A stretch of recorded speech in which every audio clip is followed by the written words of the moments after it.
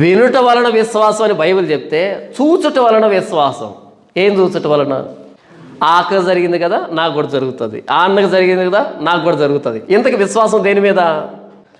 రక్షణ గురించి కాదు, ఇదంతా భూ సంబంధమైన విషయాల మీద విశ్వాసం. ఎక్కడ దాకా వచ్చింది చూసారా? క్రైస్తవ దుస్థితి, సంఘపు దుస్థితి ఎక్కడ దాకా వచ్చిందంటే, పైనున్న వాటిని వెతకండి, మీ పైనుండి పుట్టారు కాబట్టి పైనున్న వాటిని వెతకండి అని బైబిల్ చెప్తే, అక్కడ ఎవడు చూశాడన్నా?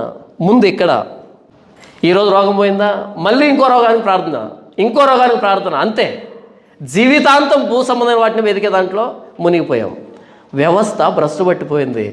మన అంచనాలని, మన ఆలోచనల్ని, మన కోరికల్ని, మన అవసరాలని యేసు ప్రభు మీద రుద్దడం కాదు. ఇది చేస్తే నేను ఇది చేస్తా, ఇది చేస్తే నువ్వు దేవుడు నమ్ముతా, ఇది కాదు క్రైస్తవం అంటే.